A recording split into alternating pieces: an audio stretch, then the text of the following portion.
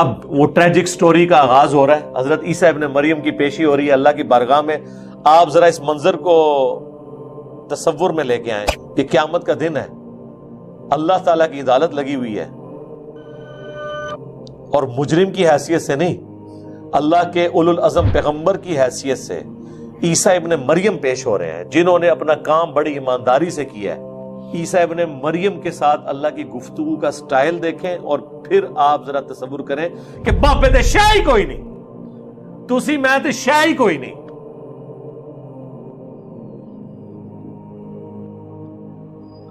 سورہ الاحزاب اور سورہ الشورى میں 5 اولو العزم پیغمبروں کا ذکر ہوا جو سب سے اعلیٰ درجے کے ہیں. محمد رسول اللہ صلی اللہ علیہ وآلہ وسلم، ابراہیم خلیل اللہ، موسیٰ کلیم اللہ، نوح علیہ السلام، اور عیسیٰ روح اللہ. عیسیٰ روح اللہ. اللہ اکبر. وجیہا فی الدنیا والآخرہ ومن المقربین، سورہ آل عمران میں. دنیا اور آخرت میں اللہ کے حضور وجاہت والے. اللہ کے حضور کس کی وجاہت ہو سکتی ہے؟ اتنا مقام ہے حضرت عیسیٰ کا. ومن المقربین، یعنی آپ مقربین کو، یعنی ہمارے خاص قریبی لوگ، جسے اب دنیا میں کہا جاتا ہے نا میرا رائٹ ہینڈ، من المقربین. لیکن ان سے گفتگو کیا ہو رہی ہے؟ اذ قال اللہ، جب کہ اللہ فرمائے گا. ویسے لفظی ترجمہ ہے کہ اللہ نے فرمایا، لیکن چونکہ مستقبل ڈیفینٹ ہے جو اللہ فرما رہا ہے، اس لیے اللہ نے اسے ماضی کے سیغے میں کہ گویا یہ ہو چکا. یہ وہ کوئی فلمی سین نہیں ہے جو بعد میں ایڈٹ ہو جائے گا، یہ ریالٹی ہے ہونے والی. جب اللہ فرمائے گا یا عیسیٰ ابن مریم، اے عیسیٰ مریم کے بیٹے، اذکر، یہ میں نے وقف چکے کیا اس لیے الف کے اوپر پیش کریں، یاد کر، نعمتی علیکا، اس نعمت کو جو میں نے تجھ پہ کی تھی، وعلی والدتک، اور تیری والدہ پر. ظاہر والدہ پہ بھی اللہ نے ان کو جان والوں کے لیے نشانی بنا دیا. اللہ نے بغیر شوہر کے انہیں اولاد دے دی.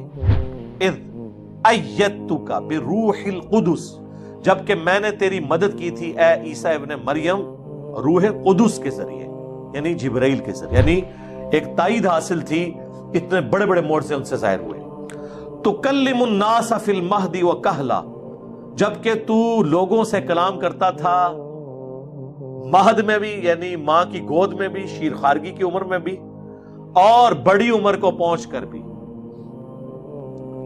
الٹیمیٹلی دعوت حق بلند کی. سورہ مریم میں آیا نا کہ جب لوگوں نے سیدہ مریم کے اوپر تہمت لگائی یہودیوں نے، تو انہوں نے بچے کی طرف اشارہ کیا، تو بچے نے کہا کہ مجھے اللہ تعالیٰ نے پیغمبر بنایا ہے، میں اللہ کا بندہ ہوں، اور مجھے اپنی والدہ کے ساتھ حسن سلوک کرنے والا بنایا، مجھے تورات اور انجیل کی تعلیم دی. اب شیرخوار بچہ جس کی بولنے کی عمر نہیں ہے وہ اتنی فلوئنٹ گفتگو کر رہا ہے، یہ معجزہ. وَإِذْ عَلَّمْتُكَ الْكِتَابَ وَالْحِكْمَةَ، جبکہ میں نے تمہیں کتاب دی اور حکمت بھی سکھا دی. وَالتَّوْرَاةَ وَالْإِنجِيلَ، اور تورات اور انجیل. یا اس کا ترجمہ یوں بھی ہوتا ہے یعنی تورات اور انجیل، کیونکہ الکتاب شریعت کے لیے بھی آئے. شریعت عیسوی وہی تھی جو شریعت موسوی تھی، کیونکہ بنی اسرائیل میں ہی مجدد پیغمبر بن کے آئے تھے حضرت عیسیٰ ابن مریم، نئی شریعت نہیں لے کے آئے تھے. لیکن چونکہ ان پہ کتاب نازل ہوئی حکمت سے بھری ہوئی انجیل، اس لیے انہیں ہم رسول بھی کہتے ہیں. نبی بھی تھے، رسول بھی تھے.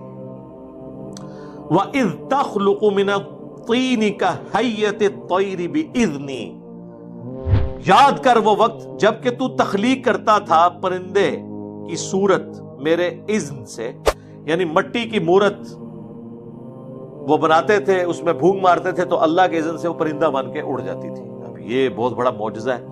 حضرت عیسیٰ ابن مریم کے زمانے میں میڈیکل کی جو فیلڈ تھی اس زمانے میں جو تھی وہ اپنے عروج پہ تھی. ظاہر آج والے عروج پہ تو نہیں، لیکن اس زمانے کے اعتبار سے.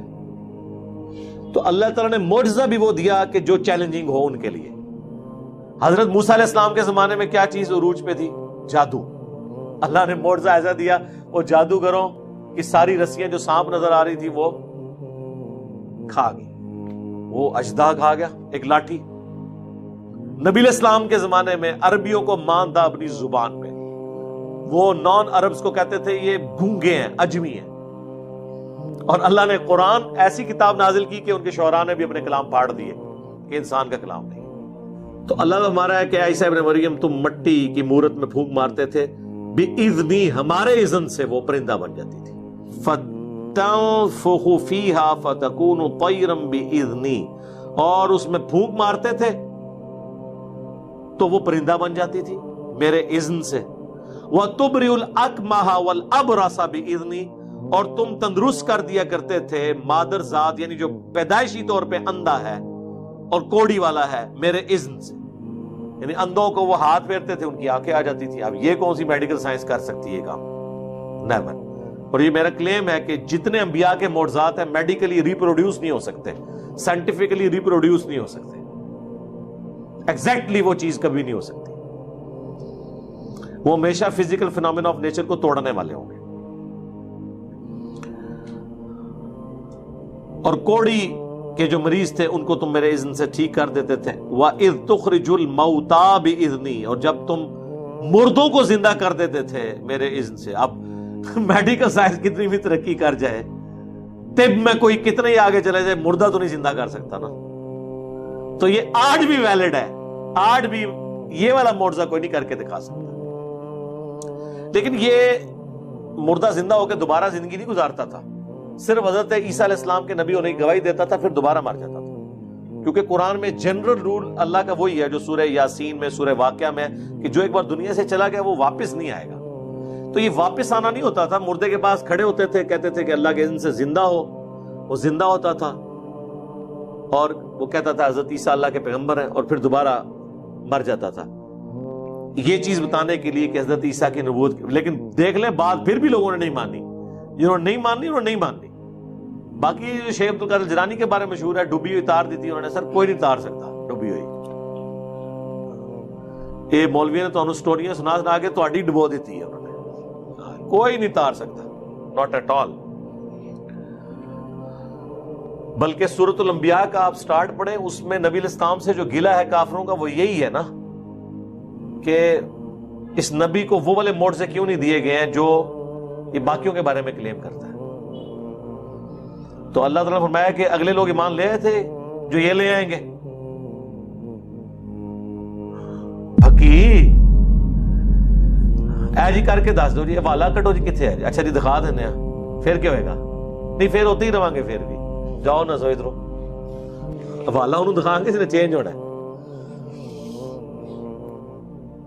وَإِذْ كَفَفْتُ بَنِي إِسْرَائِيلَ عَنْكَ، اور جب میں نے روک دیا بنی اسرائیل کو تجھ سے، یعنی ان کے قتل کے فتوے جاری ہوئے۔ سورہ النساء میں ڈیٹیل آتی ہے، وَمَا قَتَلُوهُ وَمَا صَلَبُوهُ، نہ تو عیسیٰ کو قتل کیا گیا نہ انہیں سولی دیا گیا، بلکہ معاملہ مشتبہ ہو گیا اور اللہ تعالیٰ نے ان کو اپنی طرف اٹھا لیا۔